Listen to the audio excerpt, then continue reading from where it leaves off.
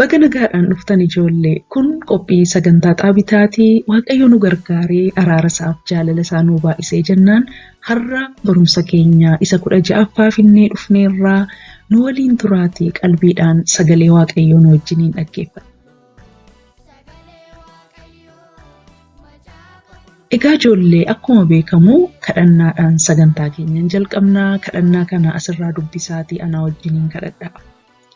Waaqayyo qulqulluu sodaatama galatoomi waan nu gargaarte eebbifami cubbuu keenya nuuf dhiisi sagalee kee nu barsiisi sagalee keetiin akka jiraannuuf nu gargaari maqaa gooftaa Yesuusiin si kadhanneerraatii ameen. Waan na wajjiniin kadhattaniif Waaqayyo isin eebbisu. Egaa wal yaadachiisuudhaaf torbee lamaan darbee kan nuun baranne waa'ee Abrahaam ture. Abrahaam akka inni mucaa obboleessa isaa Loot akkasumas immoo namoota isaa wajjiniin booji'aman akka inni lolee bilisa isaan baasee walii wajjiniin barannee turre. Isa booda immoo Abrahaam bu'aallee akka inni hin barbaannee fi bu'aa tokko malee akka inni namoota kana gargaaree walii wajjiniin barannee turre. Torbee darbe immoo kan nuun barannee dubbii gooftaan keenya Iyyasuus dubbatee irratti hundoofneetu namoota nuu deebisuu hin dandeenyeef gaarummaa ooluun namoota hiyyeessaa qaama hir'atoo rakkina adda addaa namoota qaban gargaaruun isaanii fi eebba ta'uun baay'ee gaarii kan inni ta'e walii wajjiniin barannee turre. Barumsi sun immoo kan inni argamu Luqaas 14 irra ture. Egaa amma immoo itti fufneetu waa'ee Abrahaam barannaa har'a mata dureen keenya Malkiiseedeqii fi Abrahaam kan jedhudha. Egaa kan inni argamu immoo seera uumamaa boqonnaa 14 keessattidha. Akka isin dhattanii dubbifattan jaalala Waaqayyootiin isin gaafadha. Anis immoo asirratti nan dubbisa har'a. Egaa akkuma isinitti himee ture Abrahaam dhaqeetu Looxiin mucaa obboleessa isaa maatii isaa qabeenya isaa akkasumas immoo namoota naannoo Sodoom jiraatan hundumaa walitti qabee lolee bilisa baasee akka inni fidee deebisee mana isaaniitti isaan gashee yeroo darbee barannee turre. Eegasii waan ta'e immoo walii wajjiniin ilaalla. Egaa amma akkuma dubbisee ture Abrahaamii fi Malkiiseedeq gidduutti wanta ta'e walii wajjiniin baranna.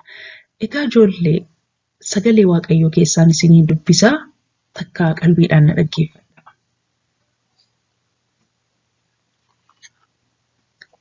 Abrahaam Kaadorlaa'omeerii fi mootota isaa wajjin turan rukutee utuu deebi'aa jiru mootiin Sodoom dachaa Shaawwee isa dachaa mootii jedhamutti itti adeemuudhaaf ba'e. Malkiiseedeq mootiin Saaleem lubni Waaqayyoo isa hundumaa gararraa jirus Abrahaamiif buddeenaa fi daadhii wayinii fide. Isa eebbises. Waaqayyo inni hundumaa gararraa jiru inni waaqaa fi lafa uume Abrahaamin haa eebbisu. Waaqayyo inni hundumaa gararraa jiru inni diinota kee harka kee keessa buusee ajajamu jedhe. Abrahaam immoo wanta hundumaarraa 10 keessaa tokko isaaf in kennee jedha. Sagalee Waaqayyo waan dhaggeeffattaniif Waaqayyo isin haa eebbisu. Seenaa amma an dubbisee irratti hundoofneetu barumsa har'aa gabaabsinee baranna. Egaa akkuman amma isinii dubbisee ture Abrahaam eegaa dhaqee mootota sana lolee mo'atee dhufee booda karaa irratti namicha luba Waaqayyoo kan ta'e Malkiiseedeq kan jedhamutu karaa irratti Abrahaamitti dhufee. Waa'een Malkiiseedeq sagalee Waaqayyoo keessatti iddoo adda biraatti illee barreeffameera. Waa'ee isaa keessa hin gallu garuu luba Waaqayyoo akka inni ta'e sagalee Waaqayyoo nutti hima. Karaa irratti Abrahaamitti dhufeetu maal kenneefi daabboo fi wayinii kenneefi jedha sagalee Waaqayyoo. Akkuma fakkii irratti immoo argitan daabboo fi wayinii Abrahaamiif kenne. Isa boodee Malkiiseedeq lubni Waaqayyoo kuni waan lama godhe. Tokkoffaan Waaqayyoon galateeffate. Maal jedheetu galateeffate? Waaqayyo inni hundumaa gararraa jiru inni diinota kee harka kee keessa buusee ajajamuu jedheetu Waaqayyoon galateeffate. Lammaffaa immoo Waaqayyo inni hundumaa gararraa jiru inni waaqaa fi lafa uume Abrahaamiin eebbisuu jedheetu dubbate. Egaa kanarraa maal hubannaa?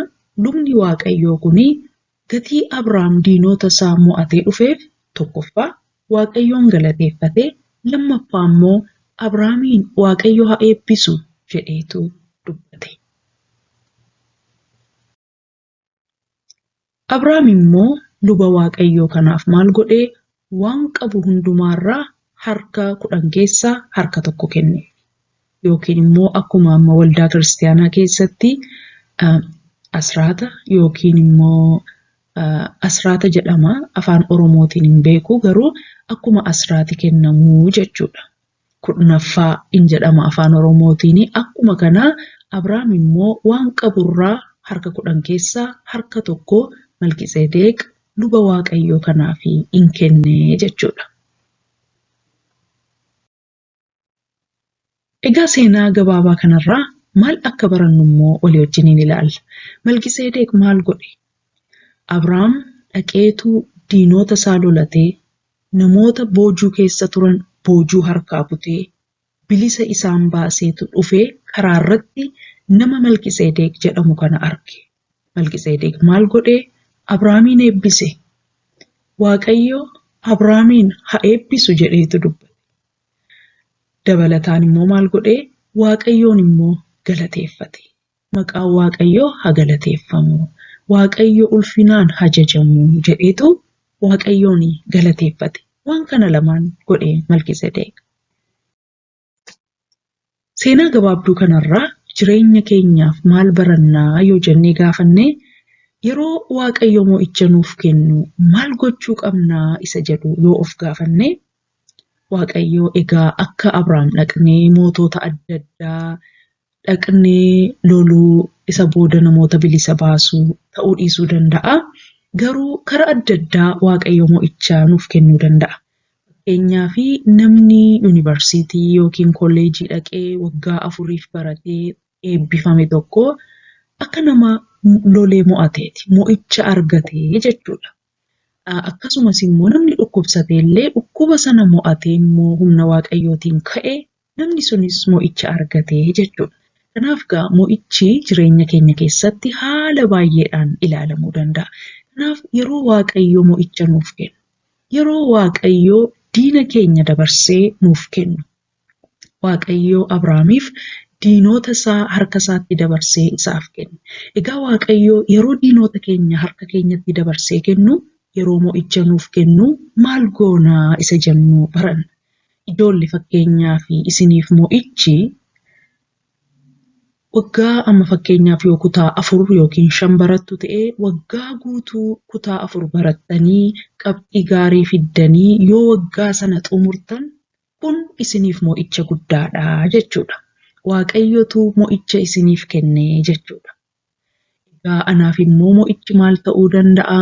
Mana koo seeraan bulchachuu, ijoollee koo guddifachuu, hojii man hojjedhu kanallee bareechee hojjechuun anaaf mo'icha ta'uu danda'a. Egaa Waaqayyo yeroo mo'icha nuuf kennu maaltu godhama? Maal goona?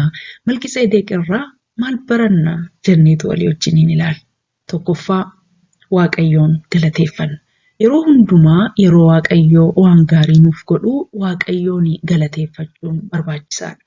Sagaleen Waaqayyoo yeroo dubbatu namni anaan galateeffatu ulfina naaf hin kennaa jedha. Kanaaf yeroo Waaqayyoon galateeffannu dhugaadhumaan Waaqayyoo fi ulfina hin kenninaa jechuudha. Kanaaf yeroo mo'icha argattan, yeroo barumsa keessan waggaa guutuu barattanii fixxan, yeroo hundumaa Waaqayyoon galateeffachuu nurraa eegamaa jechuudha. Kanaaf Waaqayyoon galateeffachuu jireenya keenya keessatti shaakaluu qabna.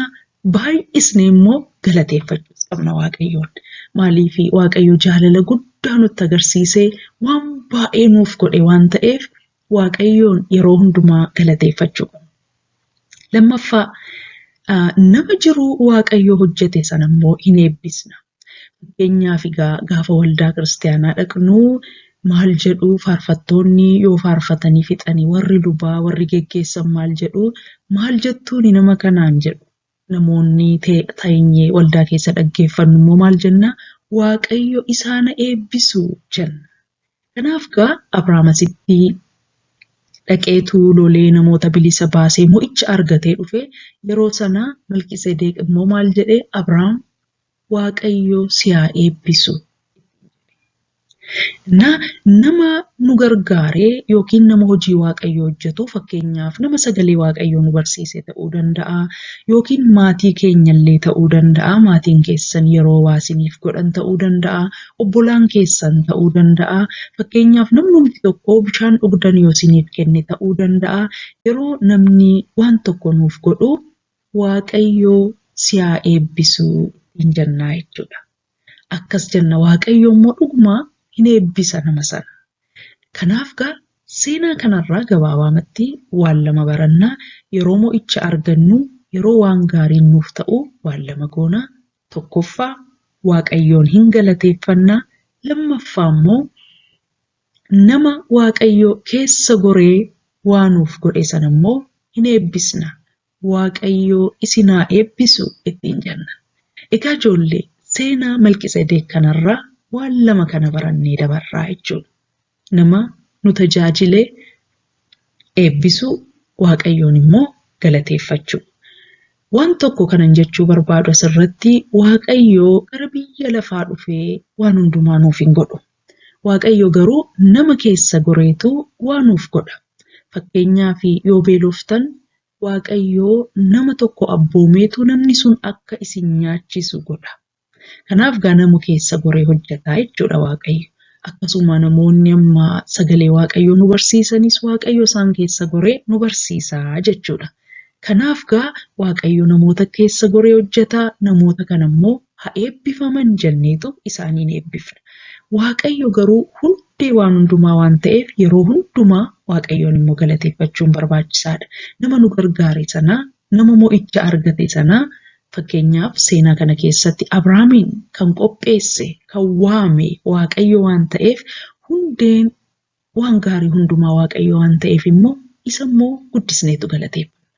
Egaa ijoollee amma har'a waaqayyo waan inni jireenya keessan keessatti godhe yaadadhaa.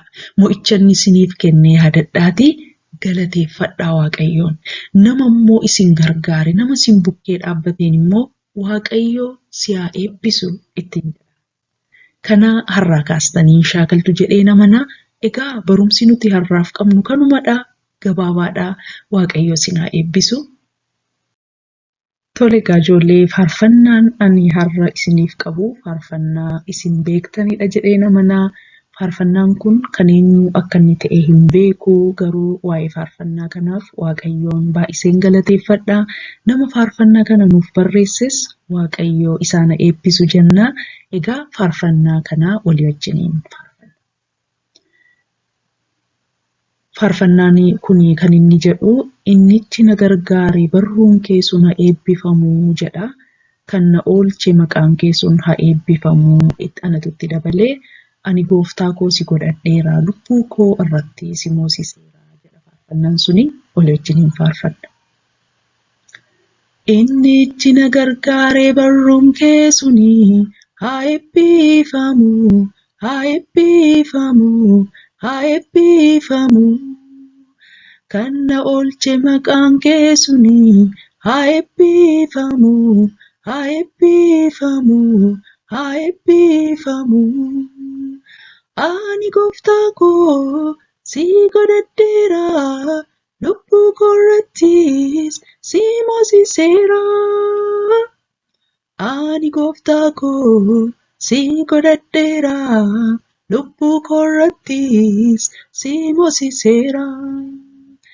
Innichi na baate barruun kee suni haa eebbifamu, haa eebbifamu, haa eebbifamu. Kan na oolche maqaan kee suni haa eebbifamu, haa eebbifamu, haa eebbifamu. Ani gooftaa koo si godhadheera, lubbuu koo irrattis si moosiseera. Ani gooftaa koo si godhadheera, lubbuu koorrattis si moosiseera. Waaqayyoon baay'isneetu galateeffannaa. Waaqayyo gaa akkuma amma faarfanne barruun Waaqayyoo nu gargaaree nu baateetu asiin nu ga'ee maqaan Waaqayyoo maqaan gooftaa Yesuus Kiristoos waan baay'eerraa nu oolcheetu asiin nu ga'ee baay'isnee daddaballee Waaqayyoon hin galateeffannaa. Maqaan Waaqayyoo haa eebbifamuu, haa galateeffamuu, ulfinaanis haa jajamu jennee Waaqayyoon galateeffannaa. Egaa kara kadhannaatti dabarra. Egaa sagantaa keenya kadhannaa gooftaan Yesuus nu barsiise kadhachuudhaan raawwannaa. Ammas dubbisaatiin wajjiniin kadhadhaa. Yaa Abbaa keenya Waaqarra kan jiraattu, maqaan kee haa qulqullaa'u, mootummaan kee haa dhufu, jaalalli kee Waaqarratti akka ta'e akkasumas lafarratti haa ta'u. Kan nu ga'u biddeena keenyarraa nuuf kenni, yakkaa keenya nuuf dhiisi. Nutis warra nu yakkaniif akka dhiisnu, qorumsatti nu hin galchiin, hamaa nu oolchi malee, mootummaan kan keetiyoo, humnis galannis bara baraan. Ameen.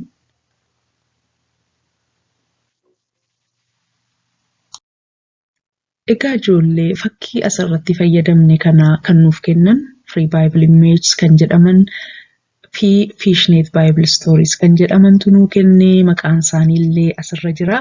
Akkuma amma barannee kaan egaa namoonni kun akka nuun salphaatti sagalee Waaqayyoo barannuuf, akka nuun fakkii babbareedaa kanatti fayyadamnuuf namoota fakkii kana nuuf kaasanidha. Kanaaf Waaqayyoon baay'isnee hin galateeffannaa, isaaniin immoo Waaqayyo isaan eebbisu jenna. Tole egaa ijoollee waan nu dhaggeeffattaniif Waaqayyoo baay'isee isin haa eebbisu. Akkuma amma barannee waan nu dhaggeeffattaniif ammas Waaqayyo daddabalee isin haa eebbisu. Adda biraa immoo sagalee isaa kan nuu kennee, ayyaana isaa kan nuu baay'isee, kan nu gargaaree, kan haala nuuf mijeesse Waaqayyoo bara baraan ulfinaan galataan hajajamu. Waaqayyoon baay'isneetu galateeffanna. Sababiin isaa kan carraa kana nuuf kenne Waaqayyoodha. Kan ayyaana isaa humnaaf jabina isaa nuuf kenne Waaqayyoodha. Kan nu jiraachise gaarummaaf araara Waaqayyooti waan ta'eef Waaqayyoon baay'isneetu galateeffanna. Egaa YouTube irratti sagantaan keenya sagantaa Xaabitaa jedhamee jira. Subscribe yoo gootan barumsa keenya yeroo hundumaa argattu. Facebook irratti hin argamna. Akkasumas immoo emailiidhaan isinitti haasa'uu barbaanna. Yaada sirreeffama qabnaa yoo jettan immoo tabitakbs@gmail.com jedhaatiin barreessa. Namoonni barumsa macaafa qulqulluuf ta'u adda addaan barbaada, dubbisuun barbaada yookiin immoo odeeffannoo adda addaan argachuu barbaada namoonni jettan immoo saayitii kanarra dhaxxanii hojii adda addaa nuti hojjechaa jirru ilaaluu dandeessu. Waaqayyo isin haa eebbisu. Kun ammas qophii sagantaa Xaabitaati. Torbee kan nagaa, kan eebbaaf kan gammachuu isiniif haa ta'u. Nagaadhaan tura.